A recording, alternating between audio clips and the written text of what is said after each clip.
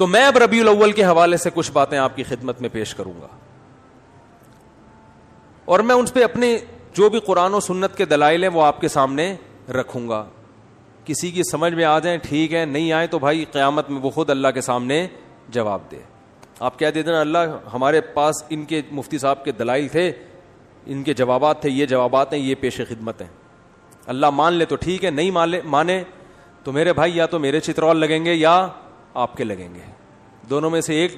یا تو میں غلط بول رہا ہوں یا آپ اگر ان دلائل کو نہیں مان رہے تو آپ غلط.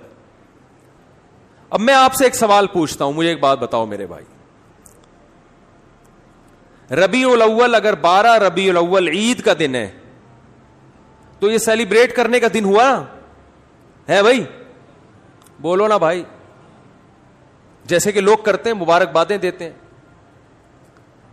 ہم یہ دیکھتے ہیں, پہلی دلیل, صحابہ کرام میں ایک موضوع من گھڑت روایت بھی نہیں ملتی کہ 12 ربیع الاول یا نبی کی پیدائش کے دن کو کسی صحابی نے سیلیبریٹ کیا ہو. آپ کہہ سکتے ہیں کہ 14 اگست کو بھی تو ہم سیلیبریٹ کرتے ہیں. یاد رکھو 14 اگست کا مذہب سے براہ راست تعلق, بولو, نہیں ہے. اس کا مذہب سے تعلق نہیں ہے, جبکہ نبی کا دن منانے کا تعلق کس سے ہے؟ مذہب سے. اس کے لیے مذہب سے ثبوت چاہیے. اور بھائی آپ ہر سال 1 جنوری کو اپنی بیگم کے ساتھ ٹور پہ نکلتے ہو, گھومتے ہو, کھاتے ہو, پیتے ہو. آپ کہتے ہو یار ہماری شادی ہوئی تھی تو بیگم آج وہ دن دوبارہ آ گیا قسمت سے, چلو تھوڑا سا انجوائے کرتے ہیں. لوگ سالگرہ مناتے ہیں نا بیگم کے ساتھ, اس کو بدعت تھوڑی کہا جائے گا. وہ بھائی اس کا مذہب سے کیا تعلق ہے؟ وہ آپ کی نجی زندگی. آپ 1 جنوری کو مناؤ, 10 کو مناؤ, 5 کو مناؤ, 6 کو مناؤ, نہیں مناؤ. آپ کا دل چاہ رہا ہے کہ مناؤ تو مناؤ, نہیں دل چاہ رہا تو طلاق ڈے مناؤ. آپ ہمیں کیا ہے, ٹھیک ہے نا, جو مرضی ڈے مناؤ آپ, جو آپ کی نجی زندگی ہے. دن منانے پر گورنمنٹ کی طرف سے بھی کوئی پابندی نہیں, اللہ کی طرف سے بھی کوئی پابندی نہیں. برتھ ڈے کے مخالفت اس لیے کرتے ہیں کہ ہے یہ حماقت, کہ آپ کی زندگی میں 1 سال کم ہو گیا, آپ خوشی منا رہے ہو. حماقت کا فتویٰ لگا رہے ہیں, بدعت کا فتویٰ نہیں لگاتے برتھ ڈے پر. ارے بعض کام بذات خود صحیح ہوتے ہیں, لیکن وہ جس جذبے سے کیے جا رہے ہوتے ہیں وہ جذبہ کا تکی نہیں بنتا نا وہاں پہ, اس لیے کہا جاتا ہے غلط رسم ہے. تو برتھ ڈے تو بالکل ہی کامن سینس کے خلاف ہے. شادی بیاہ میں یہ ہوتا ہے کہ آپ کی فار ایگزامپل 1 جنوری کو شادی ہوئی, دوبارہ وہ آ گئی تو بھی کھوپڑی میں آنے والی چیز تو یہ بھی نہیں ہے, سال ہو گیا تو کیا ہو گیا, کون سا تمیز سے گزرا ہے جو آپ جو ہے نا منا رہے ہو. لیکن اگر کوئی منا رہے, نہیں جی بیگم آج ہم اچھا کھائیں گے, آج ہم جائیں گے گھومنے پھرنے, تو چلو یار آپ کی بیگم ہے, آپ دونوں لائف کو انجوائے کرو, ہم کیوں کباب میں ہڈی بنے بھائی. زیادہ زیادہ یہ کہا جائے گا یار یہ غیروں سے رسم آئی ہے, انگریزوں سے آئی ہے, اس سے زیادہ اس پر اعتراض نہیں ہوگا. اس کا مذہب سے تعلق نہیں ہے. برتھ ڈے پر تو 2 اعتراض ہوں گے نا, ایک تو غیروں سے آئی, دوسرا کہ یار آپ کی موت کے قریب ہو گئے اور آپ کیک کاٹ رہے ہو کہ میں 52 سال کا ہو گیا. 52 سال کے نہیں, آپ کی زندگی میں 52 سال اور کم ہو گئے ہیں, ٹھیک ہے نا. تو ابھی عبرت کا ٹائم تک کیک کھانے کا, کیک کھا کے اپنی عمر اور کم کر رہے ہو. پیسٹری اور کیکوں سے تو عمر کم ہوتی ہے نا. 52 سال کا ہو گئے, شکر ادا کرو, اب تھوڑا اچھا کھاؤ اب, ورنہ جو اس پہ شکر ادا کرو کہ آپ نے کیک کھائے ہر سال, پھر بھی اللہ نے 52 تک آپ کو پہنچا دیا. اب توبہ کر لو کیک سے. کیک اور پیسٹری تو آپ کو پتا ہے ہارٹ اٹیک کا بہت بڑا ذریعہ ہے. لیکن رسول اللہ صلی اللہ علیہ وسلم ہمیں کامل دین دے کر گئے ہیں. آپ نے ہمیں بتا دیا کہ سیلیبریشن کا ڈے کون سا ہے, عبادت کا دن کون سا ہے. اب نہ عبادت میں کمی بیشی اور نہ ان تہواروں میں کوئی کمی بیشی ہوگی. صحیح بخاری صحیح مسلم کی حدیث ہے, آپ صلی اللہ علیہ وسلم نے فرمایا, حضرت انس بن مالک راوی ہیں, کہ اللہ زمانے جاہلیت میں عرب ایک خاص دن عید منایا کرتے تھے. آپ نے فرمایا اللہ نے ان کے بدلے ہمیں 2 عیدیں دے دی ہیں, ایک عید الفطر اور ایک عید الاضحیٰ. سمجھ میں آ رہی ہے بات؟ 2 عیدیں اللہ نے ہمیں اس کے بدلے دے دی ہیں. تو اسلام میں جو عید ہے کتنی ہے؟ 2. ان عیدوں میں حکم ہے آپ اچھے کپڑے پہنے, اور اس کی کوئی لاجک بھی ہے نا. لاجک یہ کہ رمضان کے روزے ختم ہوئے, چھٹی, جسمانی خوشی بھی روحانی خوشی بھی. جسمانی خوشی یہ وہی ہوٹل کے پراٹھے شروع دوبارہ سے, گٹکے کی پرمیشن مل گئی آپ کو. یہ جسمانی روحانی یہ کہ اللہ نے اتنی بڑی عبادت ہم سے لے لی. ویسے ایک روزہ رکھنا کتنا مشکل ہے, پورے مہینے اللہ نے روزے رکھوا دیے ہم سے, گن پوائنٹ پہ رکھوا لیے نا, فرض کر دیے, ورنہ ہمیں اختیار دیتا تو ہم تو ساری زندگی سوچتے ہی رہتے. اللہ نے کہا رکھنے پڑیں گے بس.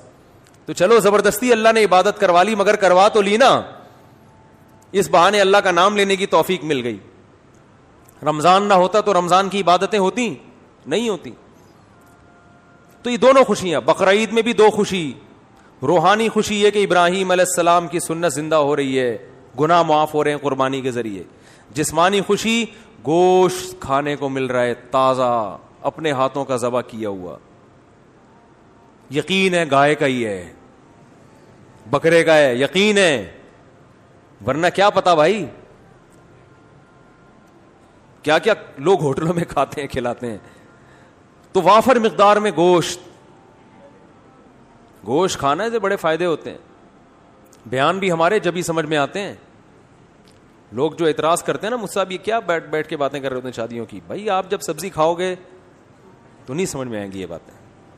سبزی کھانے والے کی سمجھ میں, ہندو بہت زیادہ اعتراض کرتے ہیں اسلام کے 4 شادیوں پر, بھائی جب سبزی کھاؤ گے تو کہاں سے سمجھ میں آئیں گی یہ باتیں, گوشت کھاؤ.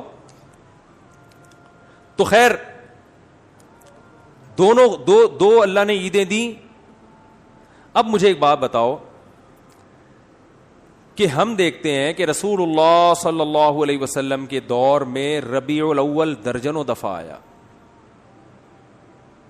آپ صلی اللہ علیہ وسلم کے دنیا سے جانے کے بعد کا ٹائم بھی اگر ملایا جائے اور آپ کا ٹائم ملایا جائے تو درجنوں بار آیا ہے. یعنی کوئی ایک ضعیف سے ضعیف روایت بھی نہیں ملتی کہ اس مہینے کو صحابہ کرام نے دوسروں مہینوں سے کوئی الگ حیثیت دی ہو, کہیں بھی نہیں ملتا. حتیٰ کہ رسول اللہ صلی اللہ علیہ وسلم کی جو تاریخ ولادت ہے وہ بھی 12 بنتی نہیں ہے کسی حساب سے. فلکیات کی روح سے اگر آپ کیلکولیشن کریں نا بیٹھ کے, تو نہ تاریخ وفات 12 ربیع الاول بنتی اور نہ تاریخ ولادت. دیکھو اسلامی تہوار جو ہوتے ہیں نا, بلکہ دنیا میں کسی بھی مذہب کے جو تہوار ہوتے ہیں ان کی ڈیٹ میں کسی کا اختلاف نہیں ہوتا, کیونکہ وہ ایسی چیز ہے جو تمام اہل مذاہب کو جوڑ دیتی ہے. جیسے ہندو جو ہولی مناتے ہیں, جہاں بھی دنیا میں ہندو پایا جائے گا ایک ہی دن پہ منائے گا وہ ہولی. عیسائی کرسمس مناتے ہیں پوری دنیا کے کس دن, 25 کو. تہواروں میں اختلاف کسی مذہب میں نہیں ہوتا. مسلمان عید الفطر مناتے ہیں 1 شوال کو. کسی بھی مسلک کا مسلمان ہوگا شوال کی پہلی تاریخ, کیا دیوبندی, کیا بریلوی, کیا اہل حدیث, کیا شیعہ, کیا سنی, کیا حتیٰ کہ جو یعنی جن کی صرف اسلام کی طرف اپنی نسبت کرتے ہیں وہ لوگ, چاہے اسلام سے ان کا تعلق ہو نہ ہو, عید تہوار 1 شوال وہ الگ بات ہے. 1 شوال میں فرق آتا ہے کہ ہمارے یہاں 1 شوال ایک دن پہلے تو وہاں ایک دن بعد, لیکن ہے 1 شوال. اور بقرعید 10 ذی الحجہ, ان میں کہیں اختلاف نہیں ہوتا. اگر 12 ربیع الاول تہوار ہے مسلمانوں کا تو اس کی تعیین میں اس قدر اختلاف ہے کہ آپ اگر کتابیں اٹھا کے دیکھو گے صحیح حدیث تو ایک بھی نہیں ملے گی, ایک بھی نہیں ملے گی. حتیٰ کہ احمد رضا خان بریلوی انہوں نے اپنی کتاب میں پورا ایک رسالہ لکھا ہے کہ نبی کی صحیح ولادت کی تاریخ کیا ہے, اس میں 8 ربیع الاول ثابت کیا انہوں نے. وہ کتاب کا حوالہ بھی میں نے دیا تھا. لوگ کہتے ہیں کہ انہوں نے اس سے رجوع کر لیا تھا, فرض کرو رجوع کر لیا تھا, لیکن پہلے پوری تحقیق پر ایک رسالہ لکھا اور رسالہ لکھ کے ثابت کیا کہ کون سی تاریخ ہے 8. یہ میرا کلپ یوٹیوب پہ موجود ہے. پھر اس سے رجوع کر رہے. اس کا مطلب کنفیوژن تو پیدا ہو گئی نا. تہواروں میں ایسی کنفیوژن بولو بھائی نہیں ہوتی. مجھے نہیں پتا رجوع کیا ہے کہ نہیں کیا, میں کہتا ہوں فرض کر لو رجوع کیا ہے. اول تو اتنے تحقیقی رسالے سے رجوع کرنا آسان نہیں ہوتا. ایک رسالہ ہے, صرف لکھا ہوا نہیں ہے, پوری تحقیق سے ثابت کیا انہوں نے. تو تہواروں میں اختلافات بولو بھائی نہیں ہوتے. اب میں نمبر وار بتاتا ہوں آپ کو جلدی کہ کون کون سے دلائل ہیں جس سے پتا چلتا ہے کہ 12 ربیع الاول کوئی خوشی کا تہوار منانے کا دن نہیں ہے. نمبر وار دلائل. نمبر 1, صحابہ کرام میں ہمیں کوئی ضعیف روایت بھی نہیں ملتی کہ 12 ربیع الاول تو دور کی بات, پورے ربیع الاول میں کوئی انہوں نے الگ سے اس مہینے کو اہمیت دی ہو. اسلام میں 4 مہینے محترم ہیں, ان میں ربیع الاول کا نام نہیں آتا. سمجھ میں آ رہی ہے بات؟ اشہر حرم ہے نا 4 مہینے محترم, ان میں ربیع الاول بولو بھائی نہیں ہے. حالانکہ نبی صلی اللہ